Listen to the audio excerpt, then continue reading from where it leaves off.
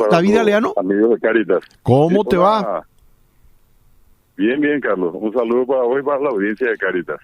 Estamos haciendo como un recuento navideño y me preguntaban, el pesebre en Paraguay, ¿de cuándo data y cuáles son las figuras que sí o sí están?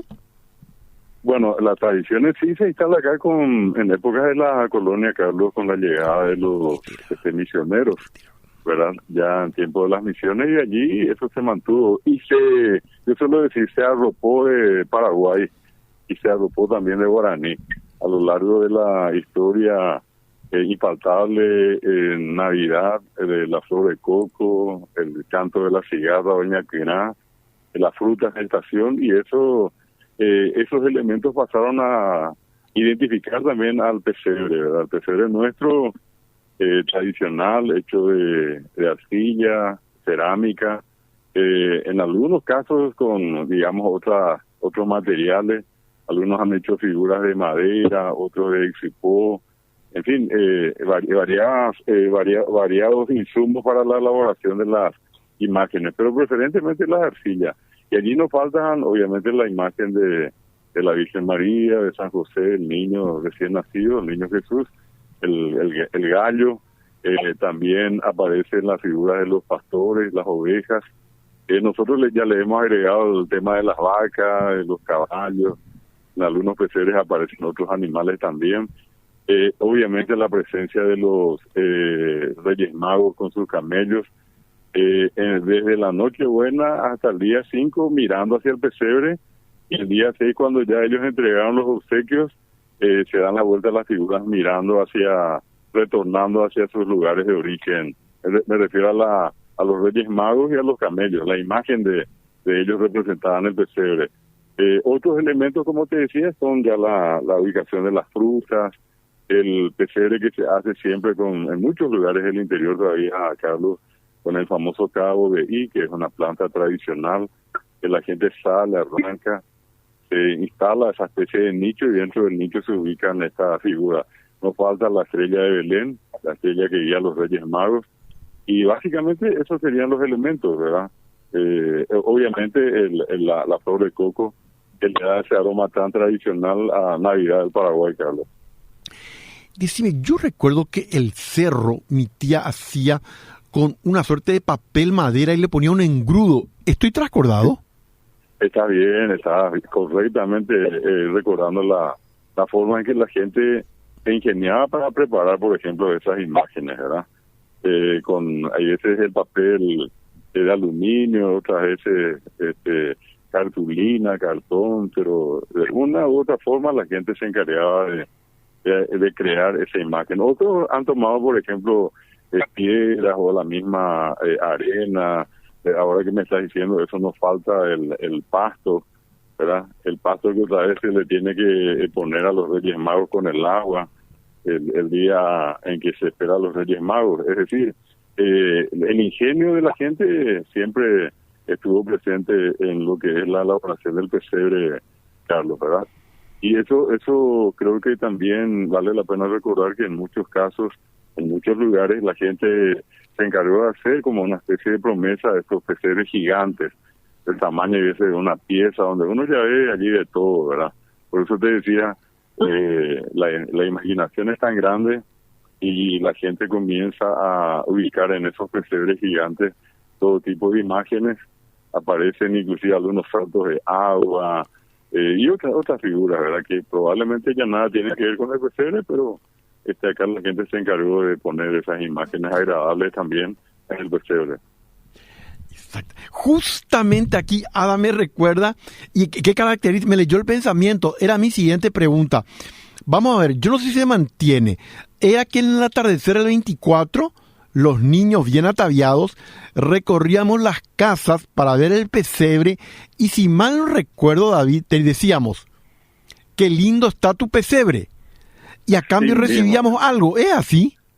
Así mismo, ya a partir de las 4, las 5, los niños ya preparados, porque es parte de una conciencia de un tiempo, Carlos, en el que todo el mundo sabía que en esa Nochebuena uno podía recorrer los pesebres y llegar a irse en grupo, ir con el hermanito, la hermanita, los vecinos, no solamente los niños, jóvenes, adultos, visitando al vecino, que es una forma extraordinaria de confraternizar, de mostrar ese gesto tan grande de aprecio que existe en la comunidad.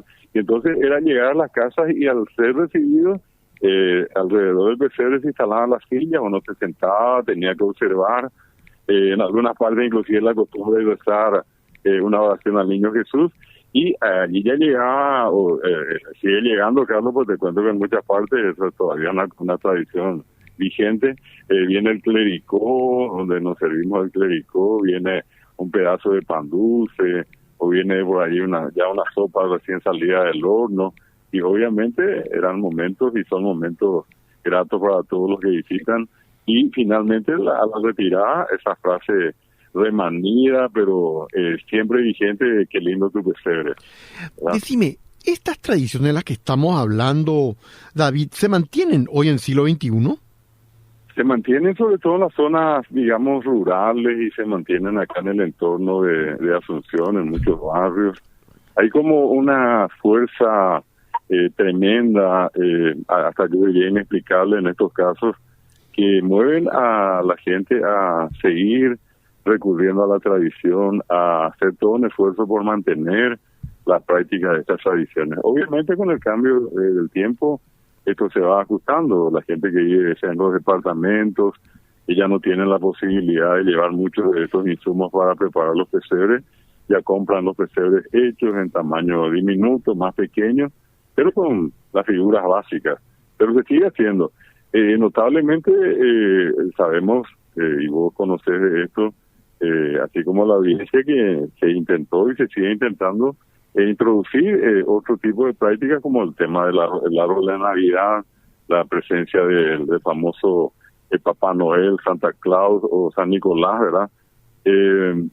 Sin embargo, no ha tenido tanto arraigo, que no sea por una cuestión de marketing, por una cuestión comercial, sobre todo de las empresas extranjeras que hacen una promoción de esa naturaleza acá. Pero la tradición yo creo que continúa muy fuerte, Carlos, y imagínate que en tu programa en esta mañana estemos hablando de la tradición del pesebre. Yo creo que esa es la muestra fiel de que esto continúa y de que existen personas como vos, como Julio, tanta gente que está en la radio, que siendo comunicadores, lo que hacen es justamente eso, poner de manifiesto a la ciudadanía toda una tradición que está vinculada con el tradicional pesebre y de la Semana Santa con olor a flor de coco, la Navidad del Paraguay, Carlos. Y una pregunta personal que siempre les hago a los oyentes en estos días. ¿Cómo es tu Nochebuena, David? ¿Sos casado? ¿Pasás en familia? ¿A dónde pasás? ¿Tienen la alimentación tradicional? Contanos algo de vos mismo. Bueno, Carlos, yo soy casado justamente ahora en Año Nuevo, fin de año. Voy a cumplir 40 años de casado con mi esposa, ella se llama Sarina. Tenemos 4 hijos y somos abuelos de 8 nietos. La tradición siempre es pasar en nuestra casa, y la casa familiar, la casa de nuestra, la Navidad y el Año Nuevo, y aquí en todo caso ir a visitarlos a ellos. Pero hemos asumido siempre con mi esposa el pasar esa Nochebuena de una manera tranquila. Te cuento que no soy muy amigo de los juegos pirotécnicos, de las bombas y compañía, prefiero algo más tranquilo. Lo tradicional para nosotros, nos falta la sopa, nos falta el clericó, probablemente carne de cerdo, gallina, y termina siempre con lo que tradicionalmente se prepara en Navidad. Y es algo que ambos respetamos mucho, valoramos, y tenemos como parte de nuestra convicción la idea de que la Navidad es un tiempo de renovación y una nueva oportunidad para empezar, digamos, una nueva dimensión, un nuevo círculo que se abre, Carlos. Mucha felicidad, un gran abrazo. Igualmente, Carlos, para vos y para todos los amigos de Cáritas. Que pasen muy bien, una feliz Navidad. David Galeano, experto en tradiciones paraguayas, me dice Gustavito, vamos a una pausa.